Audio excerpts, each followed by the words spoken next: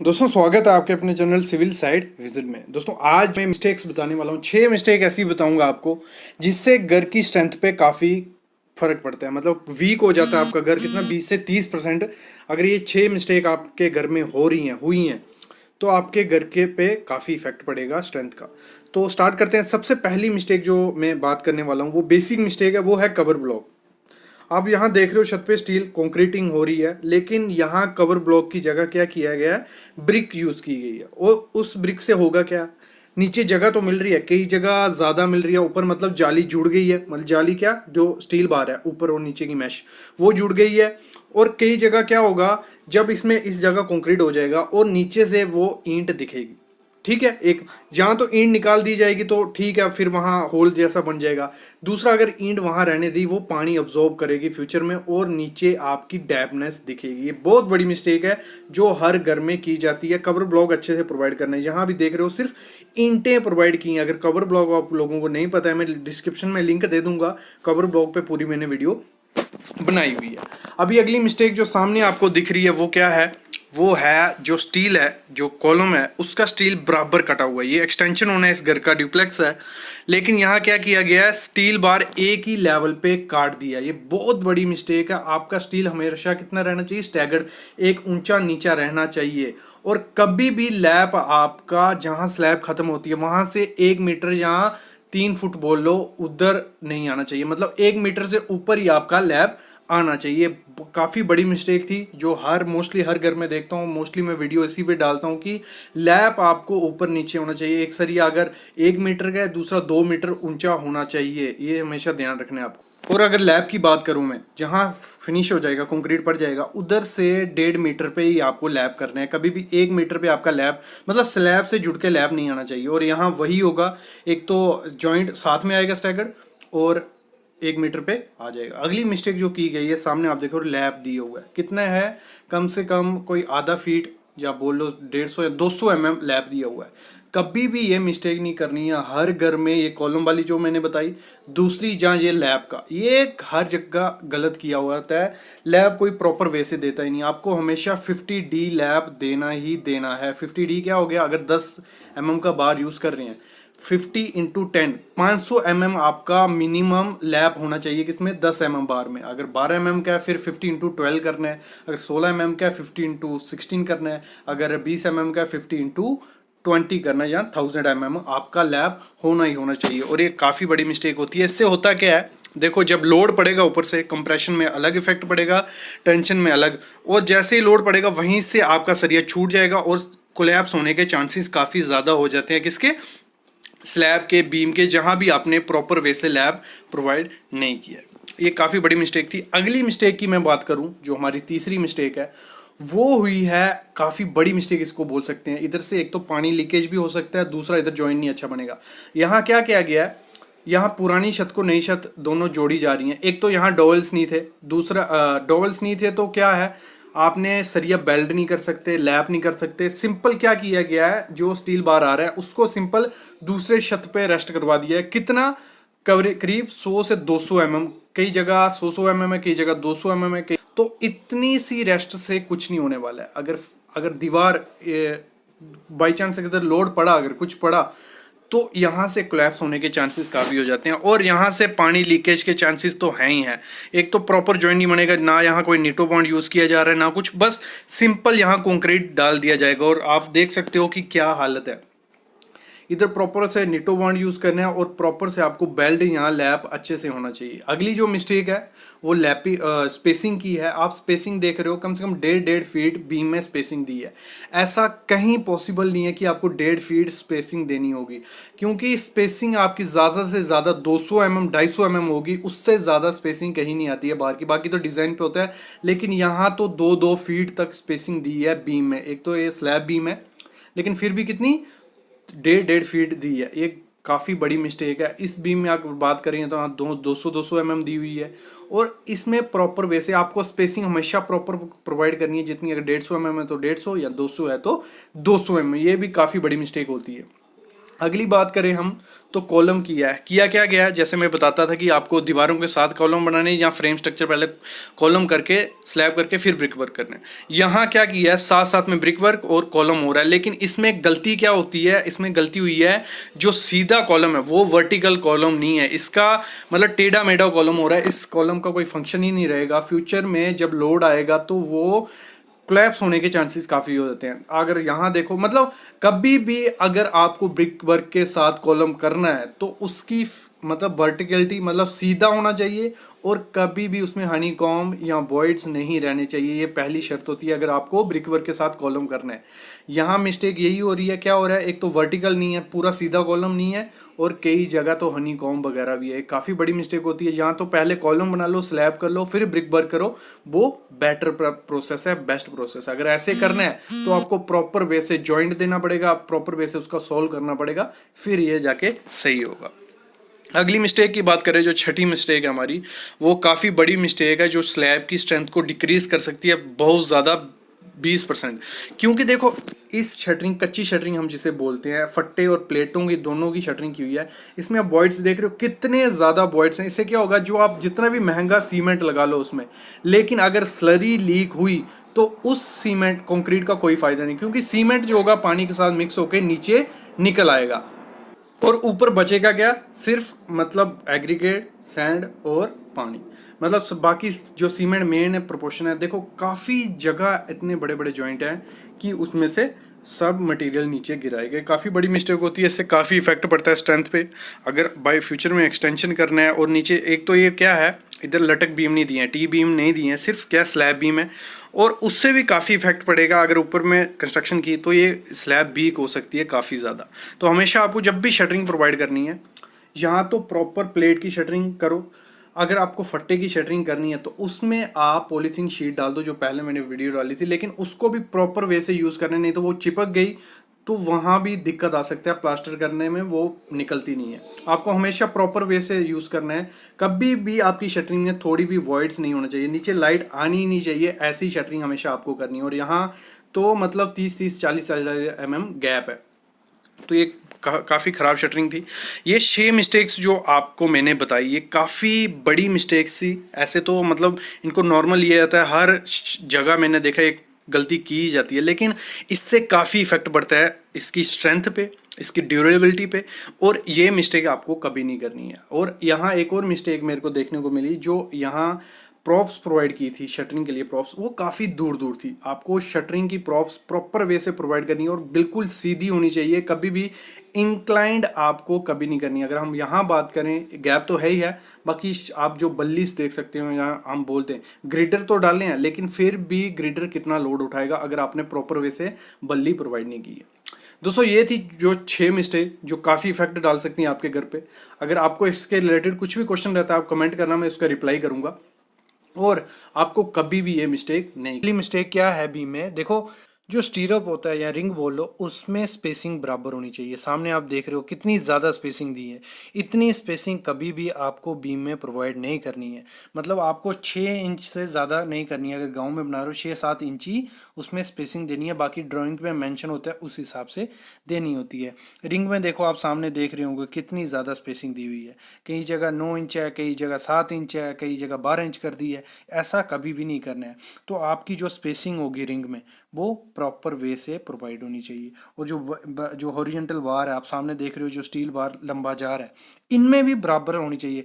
जो स्पेसिंग देखो रिंग में होनी चाहिए, रिंग में अगर आप 6 इंच पकड़ के चलो या 150 mm बोलो, वो होनी चाहिए। और जो वर्टिकल स्टील होगा, मतलब ये हॉरिजॉन्टल जो स्टील है, सॉरी, इसमें प्रॉपर होनी चाहिए। मतलब अगर 4 सरिये हैं, 400 का बीम है, तो सब में प्रॉपर वे से डिस्ट्रीब्यूट करके आपको उसमें स्पेसिंग प्रोवाइड करनी है। कभी भी इस चीज़ को इग्नोर नहीं करना है। बीम में ये बहुत बड़ी चीज़ होती है कि उसमें अगर स्पेसिंग आपने प्रॉपर वे से नहीं प्रोवाइड की तो वो चीज़ खराब हो सकती है।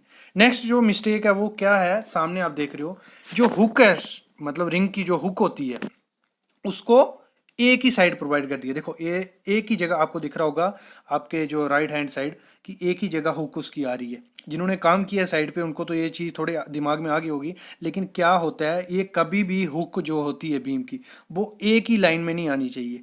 वो मतलब उसको अल्टरनेट करना होता है। मैं आगे दिखाता हूँ अल्टरनेट मतलब क्या है। देखो ये सब आगे तक देखो एक ही साइड हुक है, सब एक ही जगह हुक। एक खराब चीज़ है, गलत चीज़ है। और बीच में जो सरिया, जैसे मैंने पहले मिस्टेक की बात की कि डिस्टेंस भी दोनों में बराबर होना चाहिए। देखो जो हॉरिजॉन्टल जो सरिया है उसमें ज़्यादा है और बीच में साइड साइड में कम कम। इसको मैं आपको थ्योरेटिकल भी समझाता हूँ, पहले साइड पे देख लो आपको क्या चीज़ है। देखो आपको यहाँ से अभी अच्छे से दिख रहा होगा, हुक एक तरफ हो गई है सब, बीच में कोई हुक नहीं है।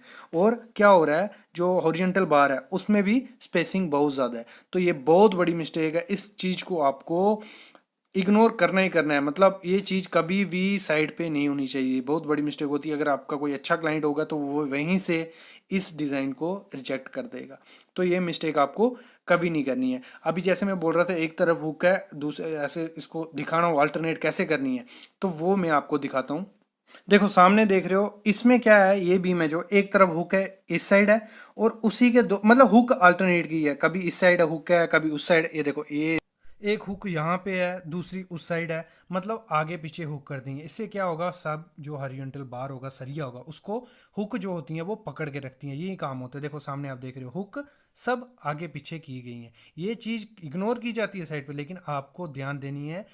अच्छे इंजीनियर का यही काम है। ये जो मिस्टेक मैं बता रहा हूँ आपको, ये साइड पे आपको चेक करके अच्छे से प्रोवाइड करनी है। ये देखो सब जगह हुक आगे पीछे हो गई है। और जैसे हमने पिछले बीम में देखा क्या था, एक ही लाइन पे वो सब हुक प्रोवाइड किए थे। अभी मैं इसको थ्योरेटिकल समझाता हूँ, आपको समझ आएगा अच्छे से। देखो जो पहली मिस्टेक मैंने बताई थी वो बताई थी स्पेसिंग। मतलब ये जो स्पेसिंग होती है, मतलब ये रिंग है हमारा और ये बीम को मैंने दिखाने का कोशिश किया है। ये रिंग की स्पेसिंग बराबर होनी चाहिए, मतलब 6 इंच 150 mm बोलो, इतनी आपको रखनी है। और हुक, जो हुक क्या होती है, हुक ये जो स्टीरअप होता है हमारा, ये चीज उसकी हुक होगी, आपने देखा होगा ऐसे निकाला होता है। जो ये एक ही साइड प्रोवाइड की है, ऐसे ऐसे ऐसे थी ये साइड पे गलती की जाती है, क्रॉस है। आपको प्रोवाइड कैसे करना है, देखो एक ये आ गई, दूसरी इस साइड हुक होनी चाहिए, इधर नहीं। फिर इधर आ गई, फिर इधर नहीं, इधर हुक होनी चाहिए। मतलब एक इधर एक इधर एक इधर, ऐसे अल्टरनेट करना होता है। अगर 4 लेग रिंग है, मतलब एक हुक, देखो उसमें 2 रिंग होंगे, एक की हुक यहाँ आ गई, फिर यहाँ घुमा लेना, फिर आगे लेगी यहाँ कर लेना, मतलब आगे पीछे उसकी हुक होनी चाहिए। ये चीज ध्यान देनी है। अभी बात करता हूँ मैं अगली गलती की। अगली गलती क्या की जाती है, देखो बड़े बड़े जो बीम होते हैं, मतलब बड़ी बिल्डिंग है, हाई राइज बिल्डिंग है, उनमें काफ़ी ज़्यादा सरिया होता है। टेंशन जोन में हो गया, ज़्यादातर टेंशन जोन में सरिया देखे जाते हैं या सपोर्ट पे। तो नीचे आप देख रहे हो टेंशन जोन में 3 लेयर का सरिया है, और कई जगह पे क्या किया होता है, एक साइड मतलब एक साथ प्रोवाइड कर दिया होता है। लेकिन इसमें आपको क्या करना है एज ए सिविल इंजीनियर, इसमें पिन प्रोवाइड करनी है। मतलब वो जो छोटा सा बार देख रहे हो आप, स्पेसर बार बोल सकते हो, स्पेस देनी है उन सरिये में कि उसमें अच्छे से कंक्रीट घुस जाए। उसमें कंक्रीट जो एग्रीगेट रहते हैं बड़े बड़े, जो कपची बोल लो, वो अच्छे से इंसर्ट हो जाए और अपना मतलब बॉन्ड अच्छे से बना दे। इसलिए इसमें जगह होनी चाहिए, इसलिए हम क्या करते हैं, स्पेसर बार प्रोवाइड करते हैं। सामने आप देख रहे हो वो स्पेसर बार है। वो जहां 2-3 लेयर आएंगी, मैं ड्राइंग दिखाता हूँ इसके, उसमें ड्राइंग में मेंशन किया जाता है कई जगह। ये जो स्पेसर पड़े हैं, इनको बीच में आपको 1-1 मीटर के बाद प्रोवाइड कर देना है, जितना मर्जी लंबा आपका बीम हो। इसकी मैं ड्राइंग दिखाता हूँ, उसमें कैसे मेंशन किया होता है। देखो इसमें क्या है, उन्होंने दिखाया आपकी बीम की सेक्शन है, जो नीचे वाला बार होगा उसके ऊपर स्पेसर बार आएगा, फिर उसके ऊपर जो लेयर में सरिया आएगा उसमें स्पेसर आएगा। जितने लेयर में सरिया आएगा उतना स्पेसर होना चाहिए। और स्पेसर का मिनिमम डाया क्या रखना है आपके ने, पिन का, जितना आपका एग्रीगेट का साइज होगा उससे 10 mm ज़्यादा। जहाँ जो आप मैक्सिमम सरिया यूज़ कर रहे हो उतने का पिन उसमें यूज़ आपको करना है। ये काफ़ी बड़ी मिस्टेक है, साइड पे इसको इग्नोर कर देते हैं लोग, लेकिन आपको एज ए सिविल इंजीनियर ये चीज़ ध्यान रखनी है। जो नेक्स्ट मिस्टेक है वो भी काफ़ी बड़ी मिस्टेक है, मैं बताता हूँ। देखो जो हुक होती है हमारे बीम की, वो बहुत इंपॉर्टेंट चीज़ है। मतलब जो स्टीरअप हम प्रोवाइड करते हैं वो क्या करते हैं साइड पे, या तो प्रॉपर हुक प्रोवाइड नहीं करते हैं, छोटी हुक प्रोवाइड कर देते हैं, जहाँ क्या करते हैं उसको सीधा रख देते हैं। तो आपको प्रॉपर हुक प्रोवाइड करके अल्टरनेट उसको करना है। अभी मैं इसको थ्योरेटिकल समझाता हूँ कि हुक कईयों को समझ नहीं आ रहा होगा। देखो ये हुक जो फंसा रहा है, इसकी हुक बराबर है, ये 100 mm भी है और प्रॉपर वे से उसको हुक बनाया भी है। कई जगह बेंड नहीं किया जाता है, इसको सीधा रख देते हैं, लेकिन वो बहुत बड़ी मिस्टेक है। अभी मैं इसको थ्योरेटिकल पे पार्ट पे आता हूँ, उसमें काफी चीजें आपकी क्लियर आप काफी टाइम पूछते रहते हो जॉब के लिंक वगैरह, तो आपको हमारी वेबसाइट civilsitevisit.com पे मिल जाएंगे। जॉब सेक्शन में इंटर्नशिप वगैरह सब कुछ उसमें मिल जाएगा। तो मैं स्टार्ट करता हूँ टॉपिक जो चल रहा है हमारा। देखो हुक की बात की थी, देखो ये रिंग हो गया हमारा, या स्टीरो बोलो, ये आ गया हुक। इसकी आपको लेंथ कितनी रखनी है, मतलब यहां से यहां तक कितना होनी चाहिए, 10D आपको रखनी है। मतलब अगर आप 10 mm का सरिया यूज कर रहे हो, स्टीरअप में ज्यादा 10-8 का सरिया यूज किया जाता है, तो 10D है, 10x10 100 mm आपकी ये होनी चाहिए, यहां से लेके यहां तक 100 mm। अगर आप 8 mm का सरिया कर रहे हो तो 80 mm आपका ये होना ही होना चाहिए। ये चीज ध्यान रखनी है। और कई जगह क्या किया जाता है, मैंने कॉलम में भी जैसे बताया था कल, इसको क्या करते हैं, ऐसे नहीं करते, मतलब इसका ये सरिया ऐसे कर देते हैं सीधा, मतलब ये ऐसे नहीं होता, ये ऐसे होता है। इसका कुछ काम ही नहीं है ये सरिया, मतलब अगर ये सरिया है, अगर इसको ऐसे ऐसे पकड़ेगा नहीं तो काम ही नहीं है। अगर सीधा रखेंगे तो वो एंकरेज उसको नहीं मिलेगी स्टील बार को। तो हमेशा आपको हुक एक तो 10D के हिसाब से 100 mm प्रोवाइड करनी है, 10 mm का सरिया है। दूसरा, उसको बेंड प्रॉपर पे से 135 डिग्री करना ही करना है। कॉन्ट्रैक्टर अपना टाइम बचाने के चक्कर में ये नहीं करते हैं कि हमारा घुस नहीं पाएगा, क्योंकि उसको डिजाइन स्ट्रक्चर इंजीनियर देख के ही किया होता है। तो आपको हमेशा बेंडिंग करवानी ही करवानी है। मेरे को काफी कमेंट्स आते हैं ये। नेक्स्ट जो मिस्टेक की जाती है, ये काफी बड़ी मिस्टेक है। देखो गांव में क्या किया जाता है, कंप्रेशन जोन और टेंशन जोन कुछ मतलब दिया ही नहीं जाता। कुछ मैं तो समझता हूं कि जो टेक्निकल नहीं उनको नहीं पता है, लेकिन आपको ये चीज उधर बतानी है। एज ए सिविल इंजीनियर अगर आप काम कर रहे हो तो ये चीज ध्यान रखनी है। अगर सिंपली सपोर्टेड बीम है तो उसका कंप्रेशन जोन होगा ऊपर, सी नीचे टेंशन जोन बीच में न्यूट्रल आ गया। तो हमेशा सरिया क्या रहता है, टेंशन जोन में मैक्सिमम दिया जाता है, क्योंकि टेंशन वहां आने वाली है। तो उसको काउंटर करने के लिए स्टील हम यूज करते हैं, क्योंकि जो कंक्रीट होगा वो उसकी टेंशन इतनी अच्छी नहीं होती, वो कंप्रेशन जोन में अच्छा रहता है। तो हम क्या करते हैं, टेंशन जोन में स्टील प्रोवाइड करते हैं। ये मैं बताता हूं क्यों मैं ये चीज बता रहा हूं। तो गांव में क्या किया जाता है, दोनों जगह बराबर स्टील प्रोवाइड कर दिया जाता है। कभी कभी क्या करते हैं, ऊपर में सिंपली सपोर्टेड में ऊपर में ज्यादा सरिये डाल देते हैं, नीचे में 2 सरिये डाले होते हैं। तो उसका फन क्या है भाई, कुछ नहीं है। उसको हमेशा क्या होता है, टेंशन जोन में आपका स्टील हमेशा ज्यादा होता है, ये चीज ध्यान रखना। अगर आपका नीचे 3 आप 16 का सरिये डाल रहे हो टेंशन जोन में, ऊपर आपका 2 12 के सरिये होंगे, चलेगा, जहां 2 16 के चलेगा। ये डिजाइन पे होता है, लेकिन ये मैं आपको एक बताने का जरिया बता रहा हूं कि हमेशा टेंशन जोन में ज्यादा सरिया होता है और हमारा कंप्रेशन जोन में ज्यादातर कम सरिया होता है। बराबर भी होता है कई जगह जो केसेस रहते हैं, लेकिन ये चीज आपको एज ए थंब रूल पकड़ के चलनी है कि नीचे हमारा ज्यादा होता है। और एक चीज जब आप करते हो, मतलब कैंटिलीवर बीम, चलो मैं कैंटिलीवर की बात करता हूं, उसमें आपका क्या होता है, ऊपर होता है उसका टेंशन जोन, नीचे होता है उसका कंप्रेशन जोन।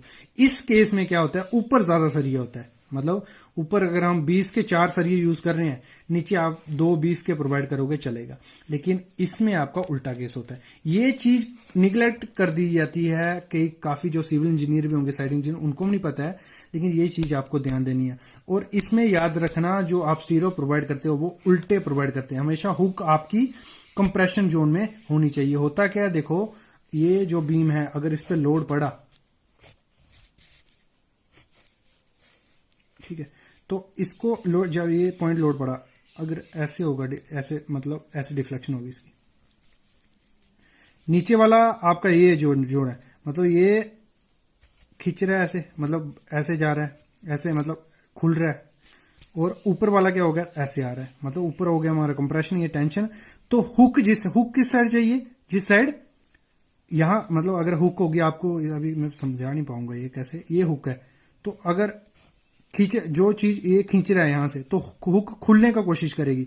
अगर उसको आपने ऐसे बंद किया होगा तो वो पकड़ के रखेगी, अगर वो ऐसे होगा तो हुक टूट जाएगी और बीम कोलैप्स हो जाएगा। तो इस चीज को काउंटर करने के लिए हुक होती है। और मैक्सिमम आपने देखा होगा यहां सरिया प्रोवाइड किया जाता है, टॉप एक्स्ट्रा यहां, तो हमेशा शीयर फोर्स को काउंटर करने के लिए टॉप एक्स्ट्रा सपोर्ट पे प्रोवाइड किया जाता है। और बट एक्स्ट्रा कहां बीम में प्रोवाइड करना था, एक तो ऊपर सपोर्ट में और बॉटम में, इधर इस जगह पे सेंटर में। तो हमेशा ये चीजें ध्यान रखना, बेसिक चीजें थी। इस पे और भी वीडियो है, एक वीडियो मेरी इस पे 25 मिनट की है बीबीएस, उसमें जो कैलकुलेशन की है मैंने वो थोड़ी उसमें गलत हुई है प्लस माइनस में, लेकिन वो वीडियो इतनी इंपॉर्टेंट है, मैं बोलता हूँ सबसे अच्छी। अगर किसी को सीखना है बार बेंडिंग शेड्यूल वगैरह या टेंशन जोन पर एक एक्स्ट्रा वगैरह, डेवलपमेंट लेंथ, एंकरेज लेंथ, वो उस वीडियो में मैंने बहुत अच्छे से बताया। मैं बताता हूँ, डिस्क्रिप्शन में लिंक दे दूंगा, आप देखना, जरूर देखना। कैलकुलेशन को मत देखना, लेकिन वीडियो कंप्लीट देखना, आपको काफी नॉलेज मिलेगा, गारंटी।